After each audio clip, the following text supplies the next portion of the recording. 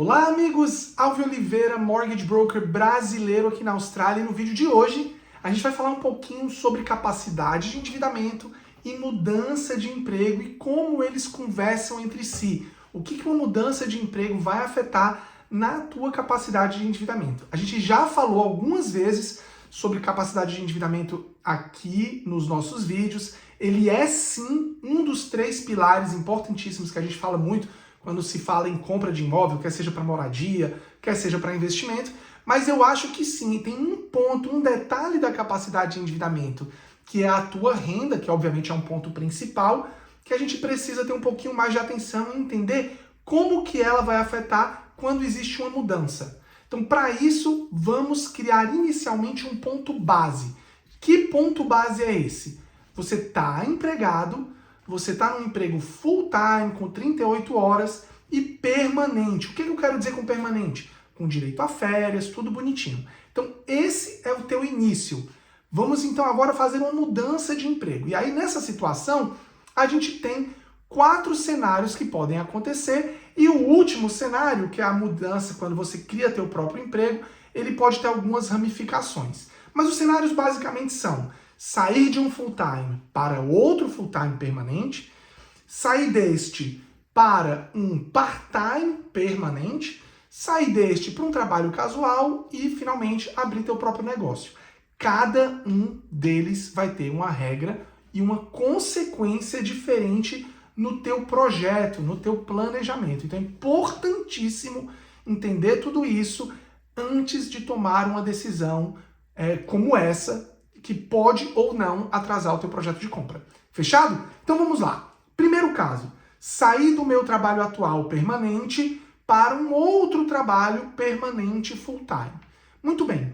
Contanto que o teu novo emprego seja permanente, não tem problema. Já existem múltiplos bancos que aceitam empregos permanentes com um payslip disponível. Nossa, então eu não vou precisar ficar 3 meses ou 6 meses? Não. A gente tem ali pelo menos 3 ou 4 bancos bons, grandes, com taxas competitivas, que vão sim considerar o teu financiamento. Então, saiu de permanente para permanente, não tem problema. A mesma coisa se você sai de um permanente full-time para um part-time, contudo também permanente.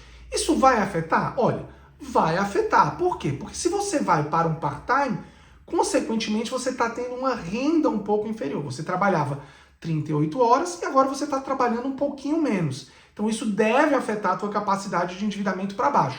Contudo, a gente pode utilizar aquela renda a partir do teu primeiro payslip, porque é um cargo permanente. Então, foi cargo permanente, gente? Tá tudo bem, você só precisa de um payslip. Vamos agora conversar um pouquinho sobre quando as coisas começam a ficar um pouco mais complexas e um pouquinho mais de planejamento precisa ser considerado. Quais são esses casos? O primeiro deles é quando você sai desse permanente ou quando você inicia um trabalho casual.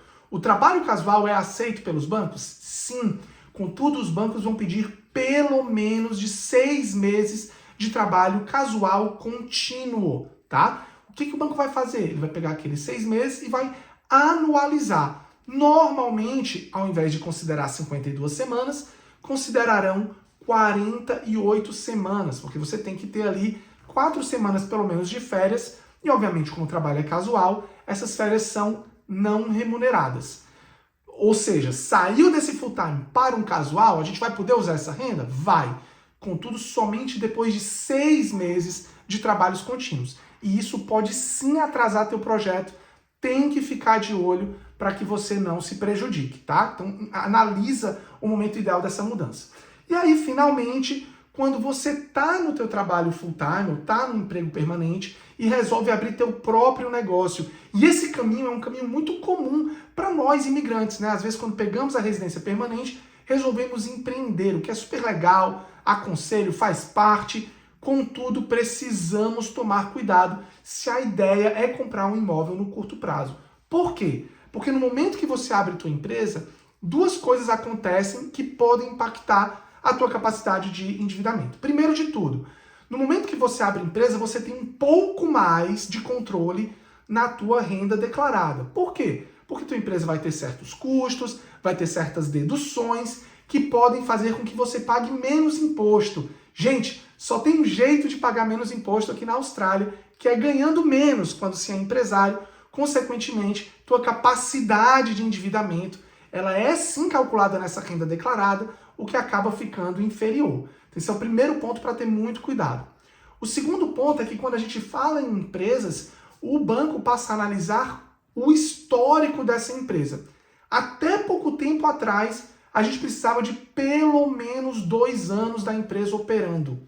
Tá? Recentemente, com o aumento da taxa de juros, os bancos ficaram um pouquinho mais flexíveis, esse tempo caiu para 1 ano. Dito isso, tem sim que ser verificado ou quanto que você está declarando no teu imposto pessoal, ou se você tem uma company, quanto você está se pagando de salário por pelo menos 6 meses. E é salário, tá? Não é director's fees. Então tem que ter cuidado, porque sim, essas mudanças de vínculo empregatício podem impactar consideravelmente a tua capacidade de endividamento, tá bom? É isso, viu como é importante? Já compartilha com quem está nesse projeto, compartilha com quem está pensando em mudar de emprego, comprar um outro, abrir um próprio negócio. Vai ser sim um grande prazer te ajudar nessa jornada. Um grande abraço e até o próximo vídeo.